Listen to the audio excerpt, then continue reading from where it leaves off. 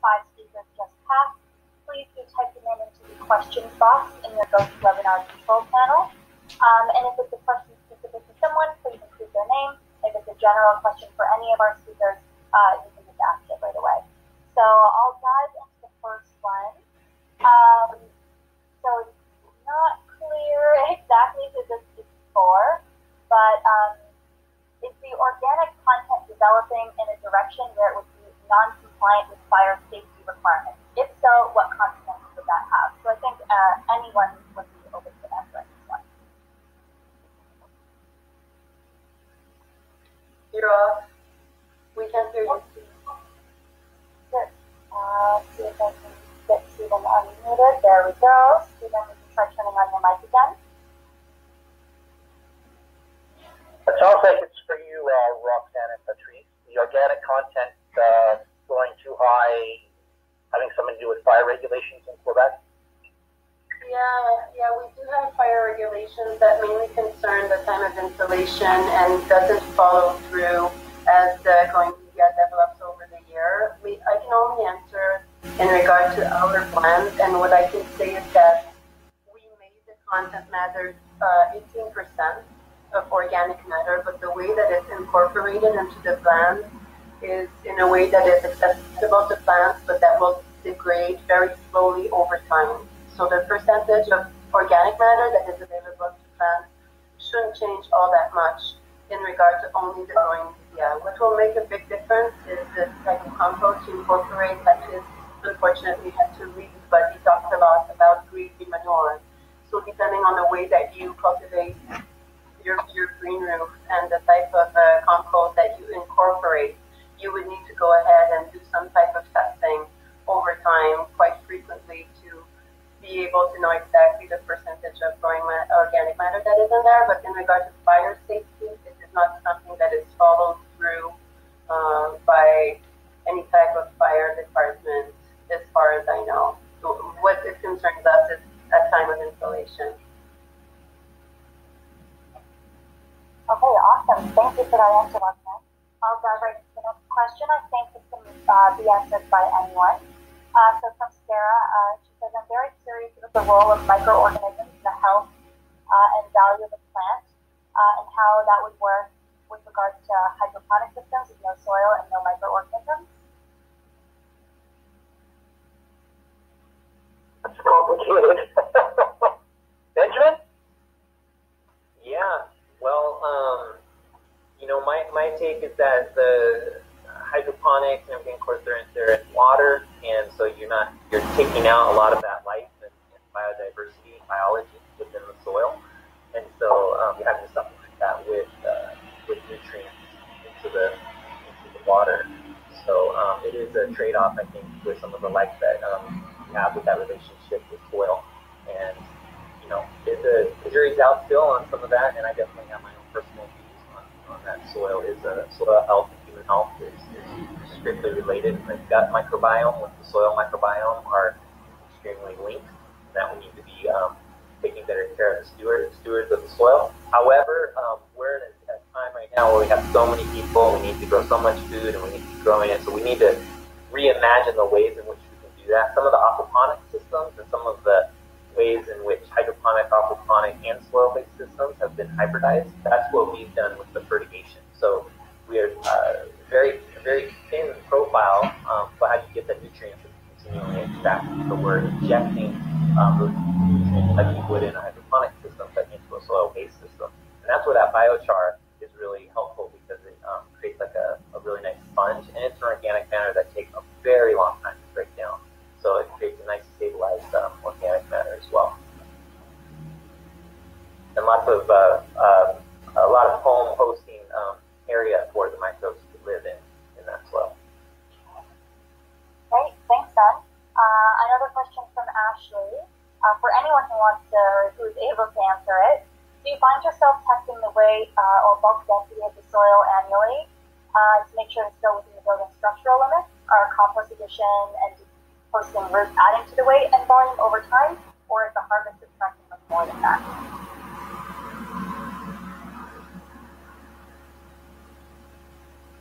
Well, from my experience, we test once every 2 years, and so far we've taken out more, and so we've had to replenish more onto the roof. I was surprised at actually how much left the farm, even though we were doing a lot of composting on site as well. So we had to use the same mix, but replenish the soil annually with that. But we're using a similar mix to what we installed with. I don't know, Roxanne. Yeah, maybe I can add a little something. We also do estimate on a yearly basis the amount of growing media and organic matter that goes onto the roof.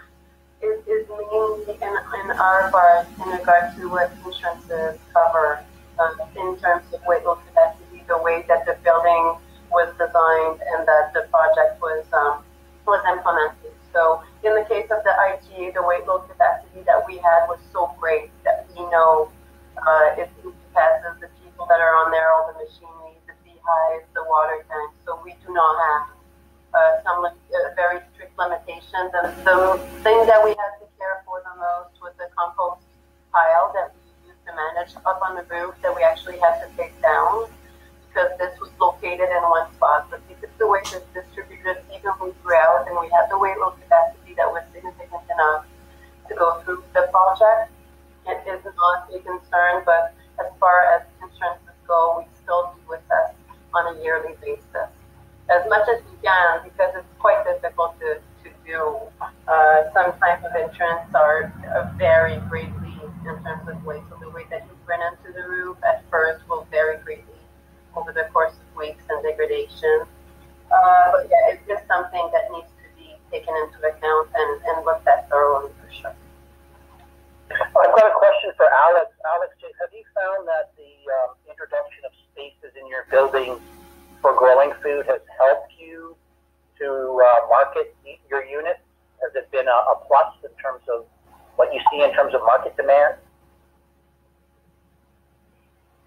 The quick answer is yes. I mean, the plant was very, very well received and sold very quickly. It's always hard to put your finger on what it was that really generated the demand. It was also in a very desirable part of town. The general real estate market in Toronto is very robust and lively now. So there's probably many factors that contributed, but it certainly got us a lot of publicity, which of course then raises awareness of the project and certainly helps with the marketing. Like we basically didn't have to spend any money on marketing. The newspaper people came to us to write stories and various bloggers, etc. So there's definitely, I would say, a PR benefit to doing it. Whether it actually, contributed to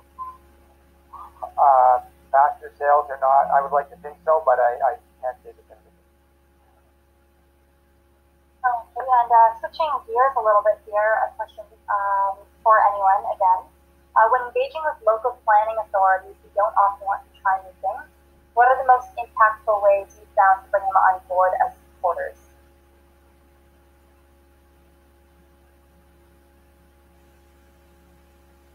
It always helps to have a political champion with a project, or it also helps to have a client, building owner that wants to go forward in that direction. Those are two things that can sometimes unlock the bureaucracy.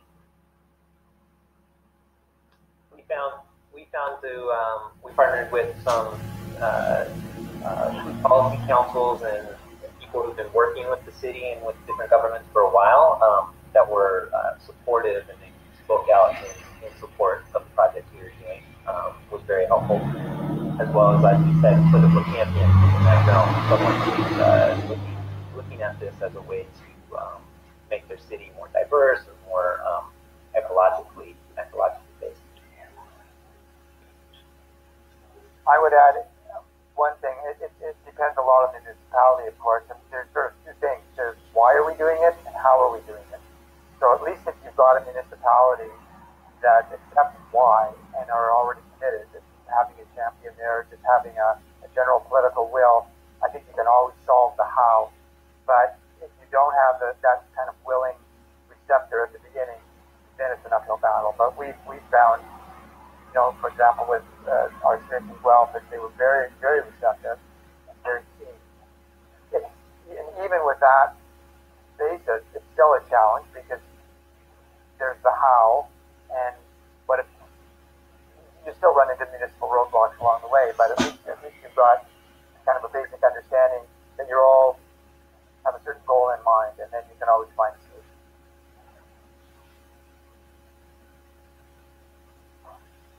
Okay, I think we probably have time for about one more question here.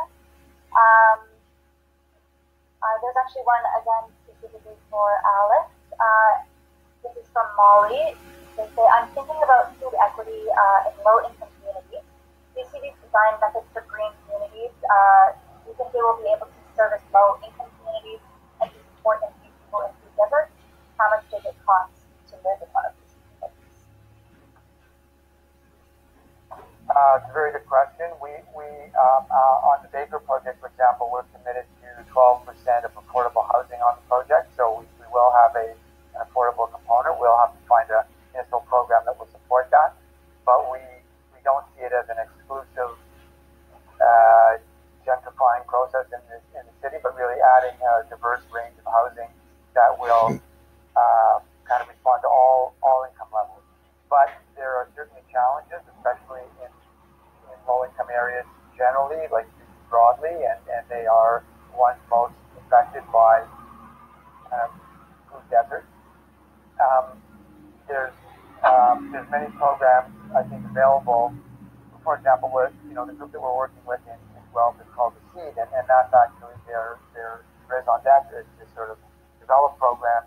They have a market, for example, where you pay what you can pay for food. So people who have the means can pay the full price or even above the price in their food market, and people who can afford less pay less. So, you need those kind of programs set up. It often comes from a grassroots group, like a nonprofit, and that's kind of where the heavy lifting gets done.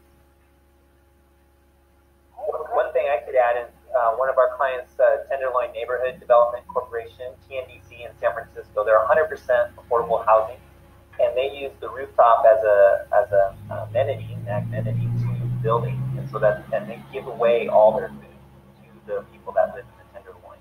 They also get food from other food banks and also propane that's a lot more robust.